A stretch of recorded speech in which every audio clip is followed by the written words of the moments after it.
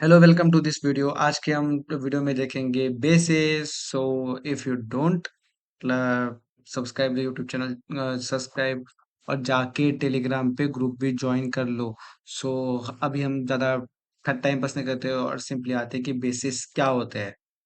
तो इसका सबसे पहले हम डेफिनेशन देखते हैं। Base is a layer of dental cement place under permanent restoration. अब परमानेंट रेस्टोरेशन तो हमने देख लिया। परमानेंट रेस्टोरेशन के नीचे हम जो मटेरियल डालते हैं डेंटल सीमेंट, उसको उसे हम बेस कहते हैं। उसके नीचे ऑफ कोर्स इनेमल रहेगा, फिर डेंटिन रहेगा और फिर पल्प रहेगा। अब इसका फंक्शन क्या, मेन पर्पस क्या होता है? Protect the pulp from harmful effect. एक तो जो रेस्टोरेशन के जो हार्मफुल इफेक्ट है वो पल्प तक पहुंचने नहीं देता, बीच में बेस है पहला। Helps the injured pulp recover. इस दूसरा, replace the protective dentin lost because of dental caries and cavity preparation. Replace करता है प्रोटेक्टिव, जो भी डेंटिन हमारा जो प्रोटेक्टिव डेंटिन जो लॉस्ट हुआ है उसे ये रिप्लेस करता है, जो कि डेंटल केरीज या फिर कैविटी प्रिपरेशन में हमारा लॉस हो गया। फिर हो जाता है provide support beneath the permanent restoration. Permanent restoration के नीचे एक सपोर्ट देने का काम करता है, जिससे कि हम बेस कहते हैं। फिर हम जाते हैं harmful effect of prevented by a base. The type of harmful effect depend on the restorative material use.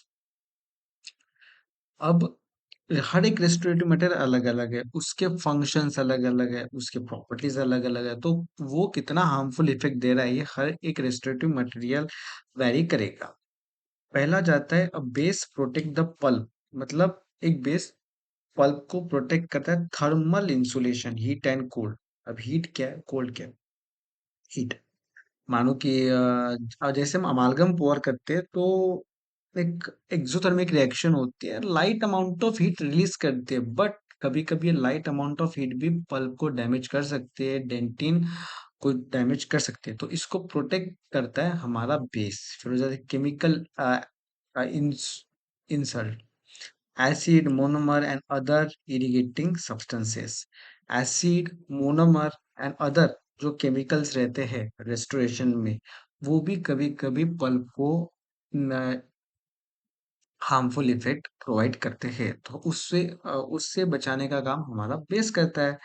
फिर आ जाता है galvanic insult, electric shock produce between the metallic restoration. अब मेटेलिक रेस्टोरेशन, अगर मान लो कि किसी में अगर मेटेलिक रेस्टोरेशन हुआ है, अमालगम का हो या फिर ऊपर से कैप डाल दी हो, तो ये मेटेलिक रेस्टोरेशन जब ऑक्लूजन के कांटेक्ट में आता है तो गैल्वेनिक इंसुलेशन, ये थर्मल इंसुलेशन है, फिर केमिकल इंसुलेशन और फिर गैल्वेनिक इंसुलेशन।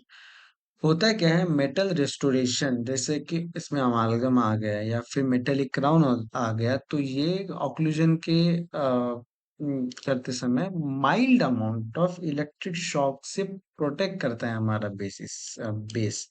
तो वो हो गया। तो हमने क्या देखा, thermal insulation, chemical insulation and galvanic insulation, electrical shock produce between metallic restoration. It was like कि बहुत माइल्ड होगा, ये मत समझो कि भाई वोल्टेज के अमाउंट में जा रहा है, ऐसा वैसा कुछ नहीं है। Important, non vitality do not required a base because the pulp is no longer vital. होता क्या है? हम देख रहे हैं अब तक कंजर्वेटिव डेंटिस्ट्री। कंजर्वेटिव डेंटिस्ट्री में क्या आएगा, पल्प इन्वॉल्व नहीं हुआ है। मतलब कि important, non vitality do not required base because there pulp is no longer vital. अब आ जाते हैं वाइटल टूथ, जो कि पेन के लिए सेंसेबल है। उसमें जो nerve fibre, vessels and blood vessels है, वो सब कुछ जीवित है। फिर हो जाए नॉन वाइटल टूथ, जो कि अंदर से सब कुछ मर चुका है। तो वाइटल टूथ है, मतलब कि हम कंजर्वेटिव डेंटिस्ट्री देख रहे हैं, हमें उस टूथ को कंजर्व करना है। मतलब इनामल डिग्रेड हो चुका है, डेंटिन हो चुका है, लेकिन अब तक केरीज पल्प तक पहुंचे नहीं है। तो हम इस केसेस में क्या कर रहे हैं, ऊपर का सब कुछ जो केरीज का माल मसाला है वो सब कुछ निकाल के फेंक रहे हैं और उसमें डाल रहे हैं रेस्टोरेशन। तो जो बेस है इसमें ही काम करेगा। रूट कैनल करते समय हम रूट के जितने भी पल्प है, कोरोनल एंड रेडिकुलर पल्प, सब कुछ अपन रिमूव कर देते हैं। तो इससे होता क्या है, वो टूथ नॉन वाइटल हो जाता है। फिर आप उसमें कुछ भी भरो, कोई क्या बोलते नेसेसरी नहीं है। तो इट वाज लाइक कि हम नॉन वाइटल टूथ में बेस नहीं डालेंगे, पहला। देन टाइप्स ऑफ बेसेस आ जाते हैं। Base are divided into two categories, high strength base, low strength base. तो देखते हैं सबसे पहले हाई स्ट्रेंथ बेस। फंक्शन क्या होता है हाइड्रोजन बेस का कि thermal protection to the pulp, mechanical support to restoration. Mechanical support देगा रिस्टोरेशन के लिए पहला, थर्मल प्रोटेक्शन देगा पल्प को फ्रॉम रेस्टोरेशन। एग्जाम्पल क्या आएगा, zinc phosphate cement, zinc polycarboxylate cement, glass ionomer cement and reinforce zinc oxide eugenol cement. ये हो जाते हैं हाई स्ट्रेंथ बेस के एग्जाम्पल। इसके इंपॉर्टेंट प्रॉपर्टीज क्या है बच्चों, कि सुटेबल स्ट्रेंथ होंगी इसकी, suitable modulus of elasticity and suitable thermal conductivity. तो ये इसकी इंपॉर्टेंट प्रॉपर्टीज हो चुके हैं। फिर हम जाते हैं लो स्ट्रेंथ बेसिस की तरफ। फीचर्स क्या होगा, इसकी स्ट्रेंथ कम होंगी, इसकी रिजिडिटी भी कम हो जाएंगी। इसके फंक्शन क्या है, barrier against irritating chemicals and therapeutic and soothing effect on the pulp. Calcium hydroxide cement and zinc oxide eugenol cement. तो सबसे मोस्ट हम डेंटिस्ट में जो बेस यूज करते हैं, पहले तो वेरी करता है पेशेंट टू पेशेंट, कैविटी कैसे बनी है, पल्पल रिस्पॉन्स क्या होता है, लेकिन हम मोस्टली यूज करते हैं कैल्शियम हाइड्रोक्साइड सीमेंट। इसके फीचर्स क्या होते हैं, लो स्ट्रेंथ जैसे, एक तो उसकी स्ट्रेंथ कम लेंगे, रिजिडिटी कम होगी, लेकिन इसका मेन फंक्शन क्या है बताएगा, ये अच्छे से केमिकल का इरिटेटिंग को बैरियर प्रोवाइड करे, बैरियर कर देगा। फिर थेरेपेटिक स्मूथिंग इफेक्ट पल्प को दे देगा। अगर आपको नहीं पता स्मूथिंग एंड थेरेपेटिक इफेक्ट क्या है, मैंने बताया था रेस्टोरेशन और ल्यूटिंग के वीडियो में, अगर आपको चाहिए तो जाके आप अच्छे से देख लो। हाँ। हम्म। फिर आ जाता है प्रॉपर्टीज ऑफ आइडियल बेस। सबसे पहले प्रॉपर्टीज क्या होते हैं बेसिस के, थर्मल प्रोटेक्शन प्रोवाइड करेगा base. Should protect the pulp from temperature change, पहला specially important metallic restoration. Metallic restoration में टेम्परेचर चेंज से प्रोटेक्ट करना बहुत यूज इम्पोर्टेंट हो जाता है, क्योंकि मेटल कंडक्ट करते हीट एंड कोल्ड को।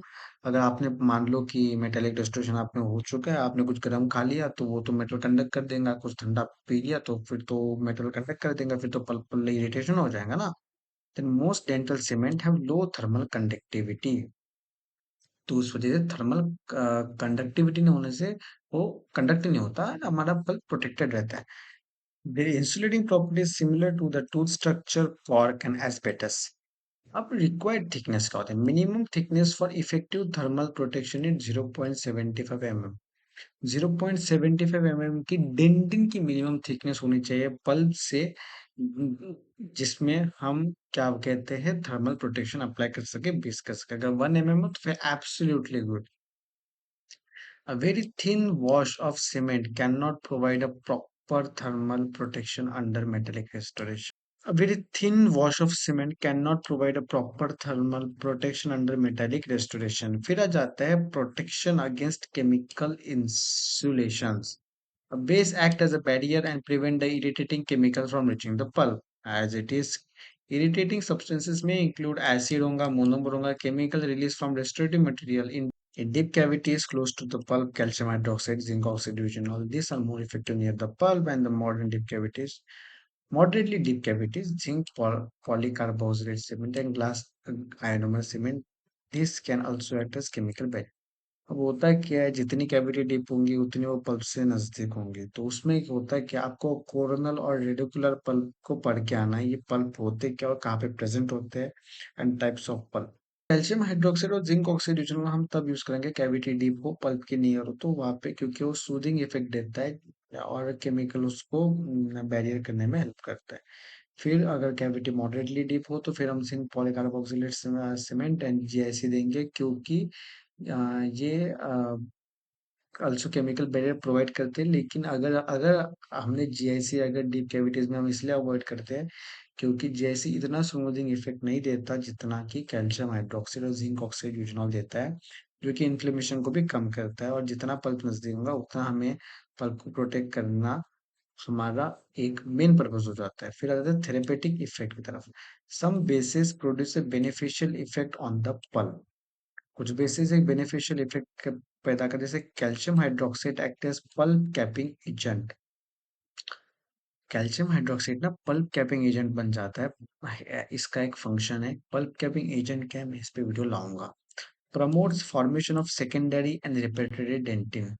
ये इन्हांस करता है कि सेकेंडरी डेंटिन एंड डेंटिन को फॉर्म करने के लिए। फिर आता है जिंक ये oxide eugenol produce an obtundent effect. Obtundent क्या होता है? Pain relieving effect on the pulp. क्या इसे हम ऑब्ट्यूडेंट इफेक्ट कहते हैं, जो कि जिंक ऑक्साइड यूजेनॉल करता है। फिर हम जाते हैं एडिकेट स्ट्रेंथ पे। Withstand condensation force, should tolerate the pressure during condensation of distributive material such as amalgam. Pressure को टॉलरेट करना आना चाहिए कंडेंसेशन, जब हम अमालगम को पोर करते हैं। पहला, if you if the base fractures or get displace, amalgam may penetrate the base. Amalgam may cannot underlying dentin, and in deep cavities amalgam may force towards the pulp through the microscopic dentin exposure. अगर कोई कारणवश अगर हमारा base अगर fracture हो जाए या फिर डिस्प्लेस हो जाए तो अमालगम को चांस मिल जाता है पेनिट्रेट करने को, बेस को करने का। फिर अगर उसने पेनिट्रेट कर दिया तो वो फिर माइक्रोस्कोपिक होल से अंदर चला जाएगा और हमारे पल्प को अफेक्ट करेगा, डेंटिन को अफेक्ट करेगा। एंड उससे क्या कहते हैं, सेकेंडरी केस के चांसेस भी बढ़ जाते हैं, पल्पल इरिटेशन हो सकती है।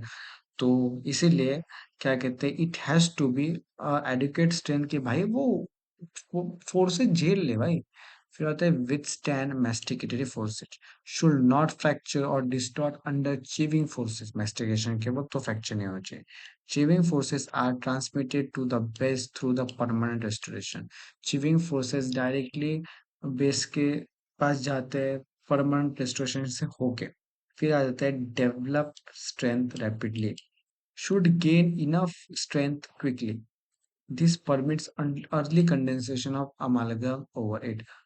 जल्दी से स्ट्रेंथ पकड़ लेनी चाहिए जिसके ऊपर हम डायरेक्ट अमालगम लाएंगे। Minimum strength required approximately 0.5 to 1.2 MPa। आपको ये वैल्यू याद रखने की जरूरत नहीं है, अगर आप इतना भी देख लो तो फिर it is more than sufficient. फिर आता है clinical selection of a base. The base is selected according to design of the cavity, type of permanent restoration material used, and approximately the pulp to the cavity walls. अब कौन सा base हम use करेंगे, तीन भागों में divide किया जाता है। एक तो हम आपने जो कैविटी उसकी डिजाइन किया है मॉडरेटली डीप हो या फिर ज्यादा ही डीप है। दूसरा कि जो आप रेस्टोरेटिव मटेरियल यूज कर रहे हैं परमानेंट, वो कैसा है। एंड फिर तीसरा आ जाता है फिर the proximity of the pulp to the cavity wall. Selection according to restorative material. Under amalgam, calcium hydroxide or zinc oxide eugenol is used sufficient. Material is selected according to the depth of the cavity and pulpal condition. Hmm. Under direct filling gold requires a greater condensation pressure. Therefore, a strong cement base should be used. होता है क्या है, restorative material के basis पे अगर हम ये देखें तो अमालगम के वक्त हम कैल्शियम हाइड्रोक्साइड सीमेंट लेंगे एंड जिंक ऑक्साइड यूजनॉल लेंगे, सफिशिएंट हो जाता है। ये लाइक भाई हो गया इससे। लेकिन अगर हम डायरेक्ट फिलिंग गोल्ड करते जो कि पहले करते थे, अभी हम यूजुअली नहीं करते, तो उसमें क्या बोलते हैं, कंडेंसेशन फोर्सेस ज्यादा होते हैं, तो हमें एक स्ट्रॉन्ग बेस जरूर चाहिए जिससे कि वो फ्रैक्चर ना हो। Under resin restoration, calcium hydroxide material of choice in deep areas near the pulp. अगर रेजिन अगर रेस्टोरेशन लिया तो फिर calcium hydroxide is the material of choice. Zinc oxide eugenol should generally be avoided because eugenol may interfere with polymerization and setting of the resin, and glass ionomer cement can also be used as the base under the resin. अगर आप मान लो कि अगर अमालगम का restoration है, हमने बाल किया कैल्शियम हाइड्रोक्साइड और जिंक ऑक्साइड यूजनॉल से हो जाएगा। एंड वो उसमें भी बेटर करता है कि भाई जो कैविटी बनी है वो उसकी डेप्थ कितनी है। फिर होता है कि डायरेक्ट फिलिंग गोल्ड में ऑफ कोर्स एक अच्छा सा स्ट्रॉन्ग चाहिए होगा बेस। फिर तीसरा डायरेक्ट फिलिंग। एंड अगर रेजिन का अगर हम रेस्टोरेशन कर रहे हैं तो हम calcium hydroxide material of choice रहेगा डीप एरियाज के लिए। जिंक ऑक्साइड अपन अवॉइड करेंगे क्योंकि उसका जो यूजेनॉल है, आपको अगर मैं बता दूं तो जिंक ऑक्साइड यूजेनॉल में से यूजेनॉल कंटेंट है जो कि स्मूथिंग इफेक्ट प्रोवाइड करता है, इन्फ्लेमेशन का कम करता है पल्प का। और लेकिन हम इसमें इसलिए अवॉइड करते हैं क्योंकि यूजेनॉल इंटरफेयर करता है polymerization and setting of resin के उसका सेटिंग रिएक्शन पे। जीआईसी हम यूज करते हैं रेजिन के लिए। फिर हो जाता है high strength versus low strength bases. Strength high होंगी, लो होंगी, रिजिडिटी ग्रेटर होंगी, लो की लो होंगी। मेन फंक्शन थर्मल प्रोटेक्शन होगा and mechanical support is the main of high strength bases, but like low strength bases का क्या होगा, chemical protection and therapeutic effect होगा लो स्ट्रेंथ बेसिस का। Example zinc phosphate, polycarboxylate, GSC reinforce, ZOE, calcium hydroxide and ZOE low strength bases में आ जाएगा। ये viva के लिए इंपॉर्टेंट है, आप पढ़ लो। और हम आज के हमने इस वीडियो में देखा बच्चों के बेसिस क्या होते हैं। अगले आने वाले वीडियो में हम और एक स्पाइसी स्पाइसी टॉपिक्स देखेंगे। अगर आपको पसंद आया है तो please, okay that's it for today, bye.